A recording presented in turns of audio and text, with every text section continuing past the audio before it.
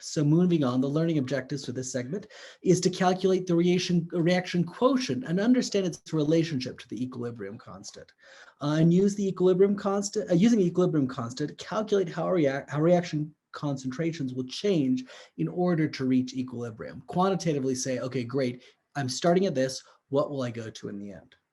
Okay, so the reaction quotient. So given we have some reaction with this small letter stoichiometric coefficients and the capital letter compounds, the reaction quotient is written like this, which is really just the same as the equilibrium concentration, with the exception you can write this regardless of whether it's not at equilibrium. If this is at equilibrium, then this is going to be equal to the equilibrium concentration, but that's just at equilibrium. At any other point, when you write out this expression, it's the reaction quotient. And we'll see what use it is right now. But that's the key, is that the reaction quotient is the same mathematical formula as the equilibrium constant, but it's at any circumstances, not just at equilibrium. Okay, so why is it useful? We can use it to understand when a reaction, when is a reaction system at or not at equilibrium. So for example, the synthesis of ammonia, and we can see that the QC, again, it's QC because it's regardless of whether it's at equilibrium or not, is the concentration of nitrogen squared divided by the concentration of ammonia squared divided by the concentration of nitrogen times the concentration of hydrogen cubed. Okay, so if QC is less than KC, well, what does that mean? What do I need to add so QC gets bigger?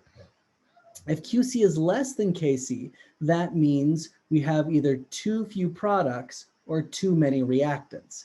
And therefore, we need to add more products or need to take away reactants, so it would be at equilibrium. So therefore, if QC is less than KC, then the reaction needs to move forward to reach equilibrium. Obviously, if QC is at KC, then we know that, oh, this reaction is at equilibrium. And finally, as QC is greater than KC, well, that means that there are too many products or too few reactants. So we need to take away products and increase the reactants. In other words, move the reaction backwards in order to get them being equal. So what you can do, you can look at QC compared to KC and say, aha, QC is small, this reaction is going to move forward. QC is larger than KC, it's going to move in the reverse direction.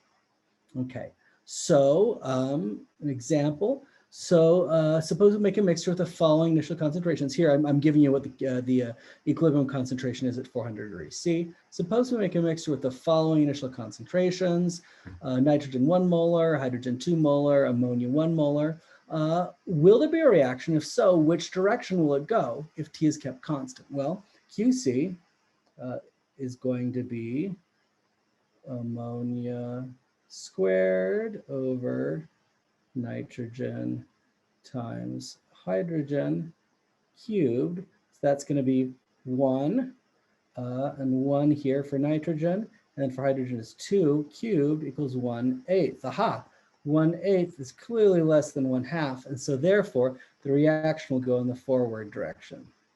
It will be favoring more ammonia being made.